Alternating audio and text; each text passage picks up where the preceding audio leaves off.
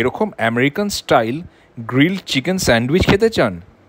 আজকে আমরা দক্ষিণ কলকাতার যতীন দাস মেট্রো অর্থাৎ কালীঘাটের কাছে একটি অনেক পুরনো হেরিটেজ বিল্ডিং কাম ক্যাফের কথা বলবো, যার নাম দ্য রেড বাড়ি। এই বিল্ডিংয়ের মালিক ছিলেন অ্যাডভোকেট পরেশনাথ ব্যানার্জি, কিন্তু এখন এই পুরো বিল্ডিংটাকে একটি ক্যাফেতে পরিণত করা হয়েছে। এই ক্যাফেটা অনেকটা ইউরোপ আমেরিকার ক্যাফেসগুলোর মতো।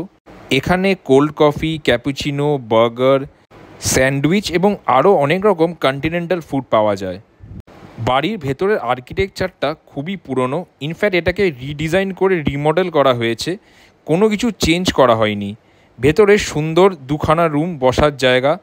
সময় নষ্ট না করে প্রথমে একটা কোল্ড কফি অর্ডার দিলাম, খেতে মোটামুটি ছিল। এরপর অর্ডার দিলাম একটা চিকেন গ্রিলড স্যান্ডউইচ। এখানে স্যান্ডউইচে রাস্টিক বা আর্টিসান ব্রেড ইউজ করা হয়, লোকাল তিনকোনা ব্রেড ব্যবহার করা হয় না।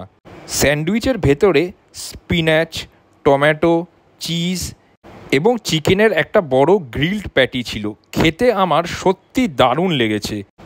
নর্মাল স্যান্ডউইচের চেয়ে এর টেস্ট অনেকটা আলাদা। ফিশ ফিঙ্গারটা বাসা মাছের ছিল, টেস্টটা খুব ভালো ছিল, বেশ ক্রাঞ্চি ছিল, তবে প্রাইসটা বড্ড বেশি ছিল। 475 টাকা, দামটা বড্ড বেশি। কালীঘাট চত্বরে এলে অবশ্যই এই ক্যাফেতে আসবেন।